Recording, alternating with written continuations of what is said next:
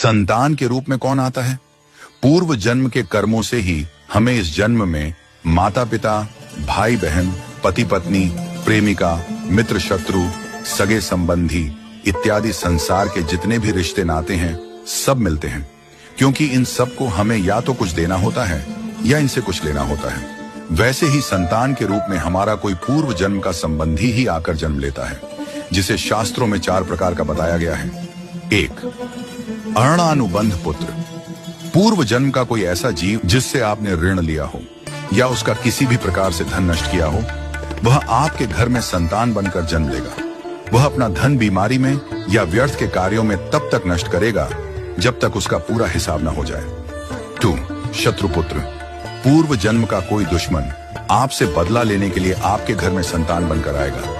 बड़ा होने पर वह माता पिता से मारपीट, झगड़ा करेगा या उन्हें सारी जिंदगी किसी न किसी प्रकार से सताता ही रहेगा।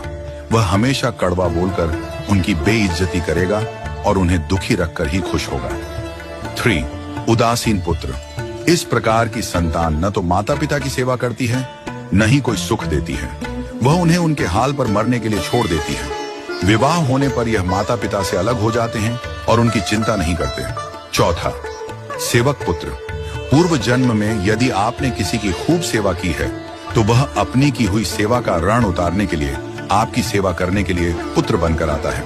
जो बोया है वही तो काटोगे। यदि अपने माता पिता की सेवा की है तो ही आपकी संतान बुढ़ापे में आपकी सेवा करेगी, वरना कोई पानी पिलाने वाला भी पास न होगा। आप यह न समझें कि यह सब बातें केवल मनुष्य पर ही लागू होती हैं। इन 4 प्रकार में कोई भी जीव आ सकता है। यदि आपने किसी गाय की निस्वार्थ भाव से सेवा की है तो वह भी पुत्र या पुत्री बनकर आ सकती है।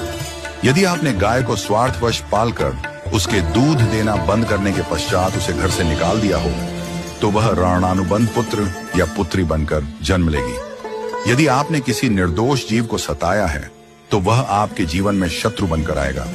इसलिए जीवन में कभी किसी का बुरा न करें, क्योंकि प्रकृति का नियम है कि आप जो भी करोगे उसे वह आपको इस जन्म में या अगले जन्म में 100 गुना वापस करके देगी।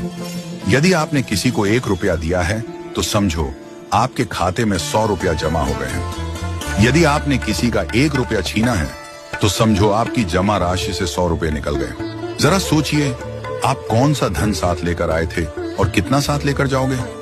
जो चले गए वे कितना सोना चांदी साथ ले गए। मरने पर जो सोना चांदी धन दौलत बैंक में पड़ा रह गया, समझो वह व्यर्थ ही कमाया। औलाद अगर अच्छी और लायक है तो उसके लिए कुछ भी छोड़कर जाने की जरूरत नहीं है, वह खुद ही कमा लेगी।